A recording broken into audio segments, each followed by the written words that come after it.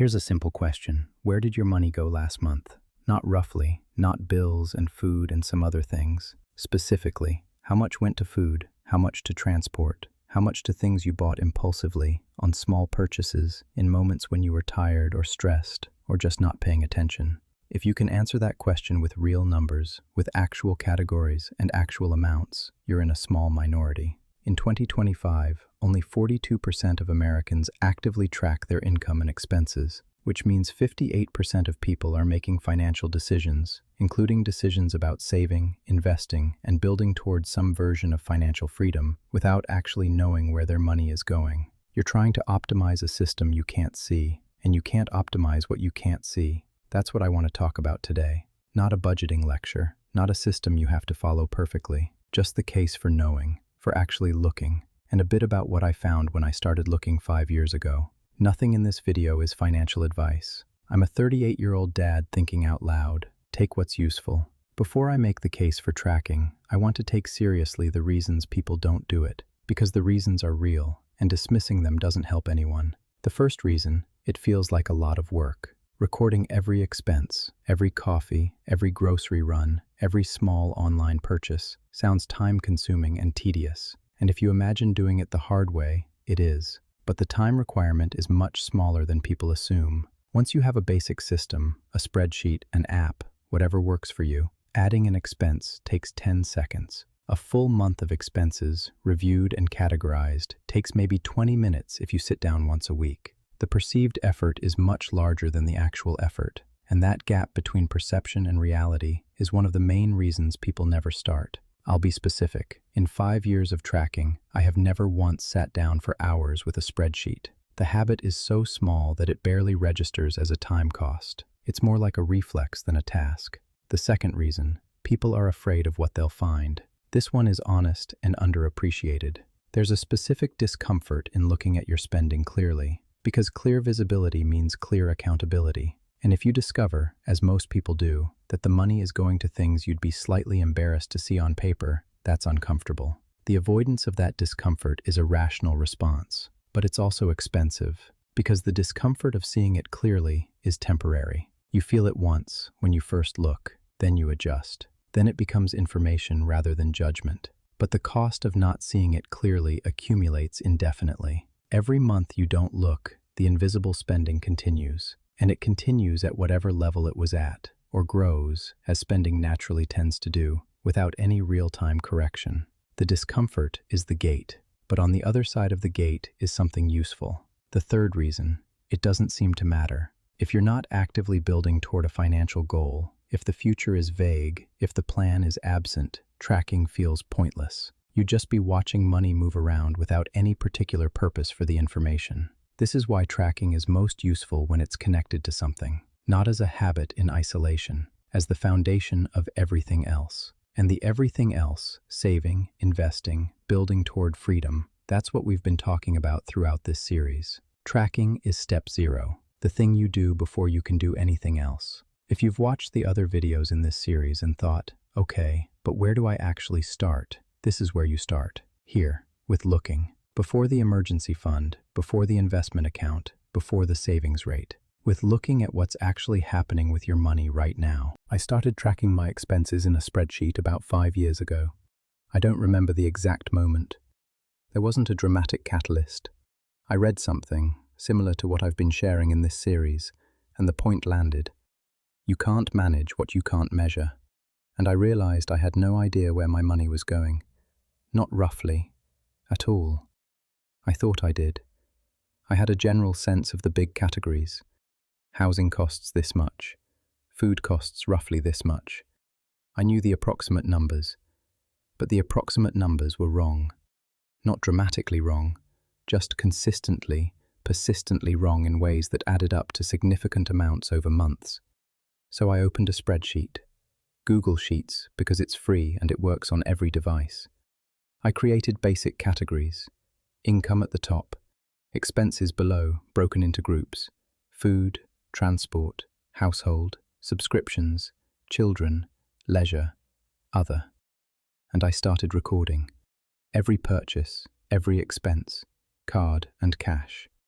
At the end of the first month, I sat down and looked at what I'd recorded, and that first look was one of the more uncomfortable financial experiences I've had. Not because anything was catastrophically wrong, but because several things were noticeably different from what I'd assumed. The food category was significantly higher than I'd thought. Not because we were eating extravagantly, just ordinary food, ordinary choices. But the number was real, and the number was large. The small purchases, the things that barely registered individually, added up to an amount that genuinely surprised me. The subscriptions were more than I'd consciously registered. Some of them I'd forgotten were still running. And the category I'd mentally filed as various small things, that category, when I actually looked at it, was not small. None of this was news in the sense that I was doing anything unusual. The spending was ordinary, normal. The surprise was just that I could finally see it. Here's something I want to say specifically about the small purchases. There's a calculation I remember reading, and it has stayed with me. Simple math. If you spend just $2 a day on small things you barely notice, that's over $730 a year. $2. The price of a small coffee, a vending machine snack, a convenience fee you didn't quite catch. $730 a year. And that's at $2. Most people's actual daily small purchase spending is higher, often significantly higher. The exact amounts don't matter. The principle does. The small purchases, the coffee, the snack, the impulse item, the convenience fee, these aren't what breaks most people financially. They're not the catastrophe, but they're the invisible cost. The one that doesn't feel like spending because no individual purchase is significant. When you track everything, those individual purchases stop being invisible. They become a category. They have a total. And the total is often a number that changes how you think about what you're buying. Not to eliminate all small pleasures. That's not the point. But to see clearly, for the first time, what they actually cost in aggregate. And then to make a conscious choice about it, rather than an unconscious one. That choice, conscious versus unconscious, is the whole value of tracking. I want to describe what that experience felt like, because I think the description is useful. It wasn't shame, or not mainly shame. It was more like clarity after fog. For years I'd been making financial decisions with an approximate, partially constructed picture of my finances. And the decisions I made in that fog were reasonable decisions, given the picture I thought I had. But the picture was wrong. Not catastrophically, but enough that the decisions based on it were also somewhat off. Seeing the real numbers didn't immediately change everything, but it changed the information I was making decisions with. And information, I've come to believe, is the most important financial asset most people don't have. Not a better investment strategy, not a higher income, not a specific app or system, just knowing. Actually knowing where the money goes. 5 years later, the spreadsheet is still there. It's grown. More categories, more detail, more years of data sitting in different tabs. Some months it's perfectly up to date. Some months I fall behind and have to reconstruct from memory and bank statements at the end of the period. But it's never been abandoned. And what that 5 years of data gives me, which I couldn't have had without it, is a real picture of how our household finances move. The seasonal patterns, the categories that consistently run over what I expected, the areas where we've genuinely improved over time. That picture, built from 5 years of recording, is the most complete financial self-knowledge I have. And none of it is available without the habit. That's the thing about tracking. The value compounds. The longer you do it, the more information you have. And more information means better decisions. And better decisions, over years, mean different outcomes. Here's something specific I want to address, because I think it's one of the main places tracking breaks down. Most people, when they start tracking, track their card spending. Because card spending is easy to track. It appears in your bank app. It's categorized, time-stamped, searchable. The work is mostly done. But cash is invisible. If you withdraw cash and spend it, on a market, at a small shop, on a parking meter, on a meal that doesn't take cards, on any of the hundreds of small things that cash pays for, that money disappears from your tracking picture. And if you're anything like me, the cash spending is not trivial. It's not the majority of spending, but it's not nothing either. And the specific thing about cash is that it's the category where spending feels the least real. Card transactions feel concrete. There's a record, a number, a notification. Cash just goes, without much sensation. Which means cash is often where the gap lives. The unexplained difference between what came in and where the tracking says it went. To track cash properly, you have to make a decision. Either you track it in the moment, receipt in the pocket, entered into the spreadsheet or app at the end of the day, or you create a category called cash that you assign when you make a withdrawal, and you monitor the withdrawals rather than the individual cash purchases. Neither is perfect, but either is better than treating cash as invisible. The goal isn't a perfect accounting of every cent. The goal is a picture accurate enough to make real decisions. And cash, left untracked, creates a large enough blind spot that the picture stops being useful. There's another category that often gets missed, and that's automatic payments, subscriptions, recurring charges, annual fees that you set up once and forgot about. These are the expenses that don't feel like decisions because you made the decision once, a long time ago, and the payment has been running ever since. When I audited my subscriptions properly for the first time, not just remembered them, but actually went through my bank statements and listed every recurring charge, I found several things I'd genuinely forgotten were still running. Some were worth keeping.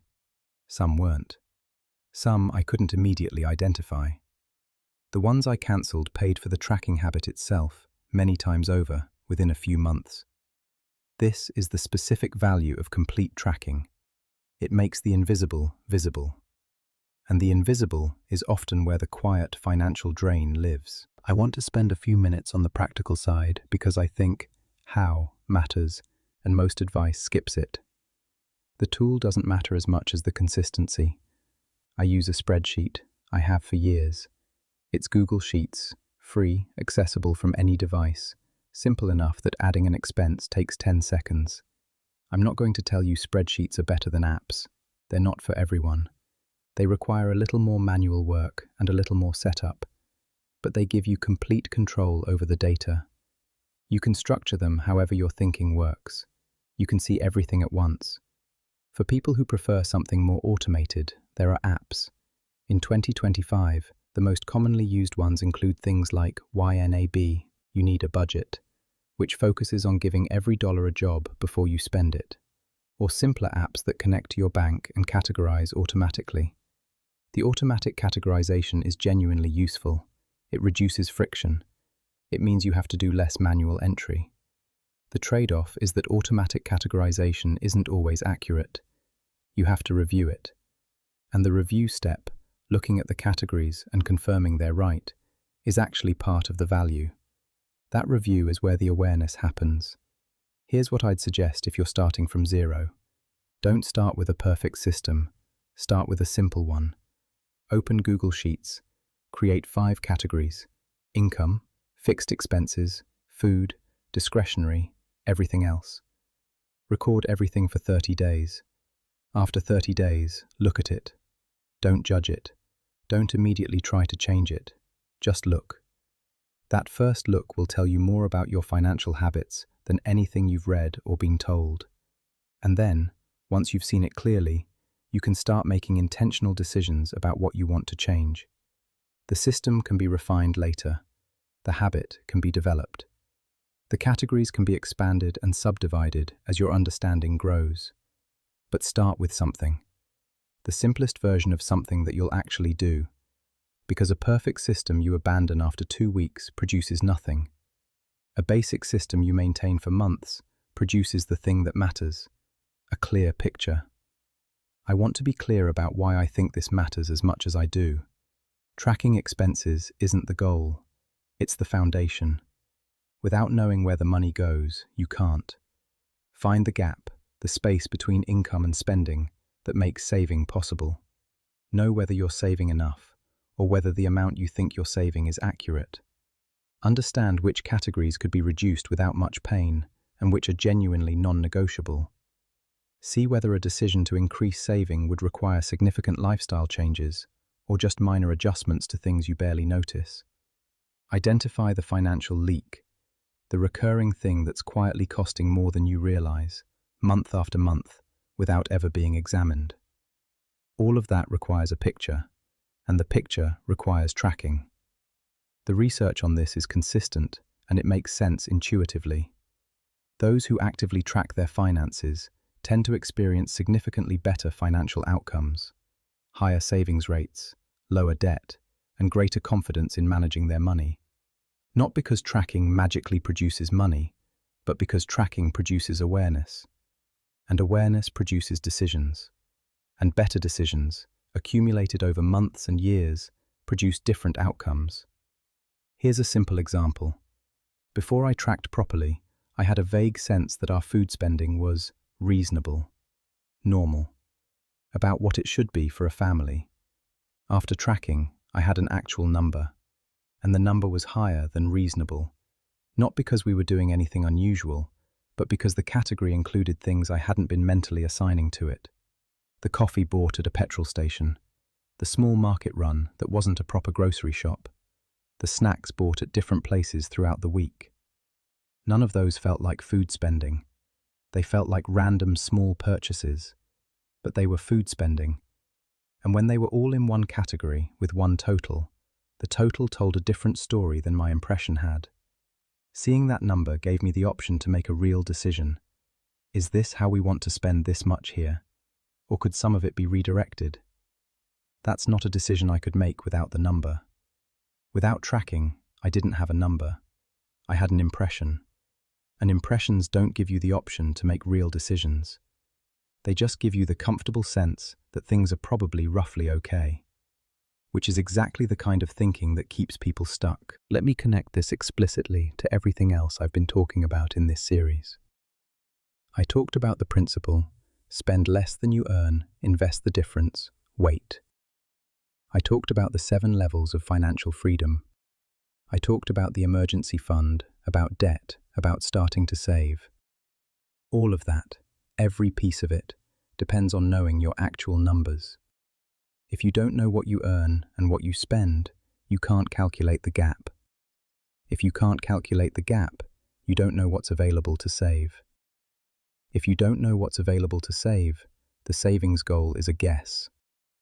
And financial plans built on guesses are fragile in a way that plans built on real numbers aren't. The tracking doesn't need to be perfect. It needs to be real. Real numbers, even approximate ones, are better than vague impressions. Because vague impressions tell you things are probably okay. And real numbers tell you what's actually happening. And what's actually happening, whatever it is the only thing you can actually work with. 5 years ago, I opened a spreadsheet. I didn't know what I'd find. I had a general sense, based on approximately accurate impressions, of where the money went. The general sense was wrong, not dramatically, but consistently in ways that mattered. And seeing it clearly, even though it was uncomfortable, was the beginning of something. Not a dramatic transformation, not an overnight change. Just a shift from managing by impression to managing by information. And that shift, across 5 years, has made a measurable difference. Not because I tracked perfectly. There were months the spreadsheet was incomplete. Months where cash went unrecorded and subscriptions slipped through. But consistently enough, frequently enough to maintain the picture. And the picture, the ongoing awareness of where the money is actually going, is what makes everything else possible. If you take one thing from this video, I'd want it to be this. You don't need a complicated system. You don't need a premium app or a financial advisor or a specific methodology. You need to know where your money goes. Card and cash, fixed and variable, expected and unexpected, all of it, in one place, where you can see it. Start this week. The simplest version you'll actually do. Look at it after a month, and then look again. That's it. That's the whole thing. Everything else, the saving, the investing, the slow building towards something real, starts with knowing. And knowing starts with looking. Do you track your expenses? What tool do you use? Drop it below.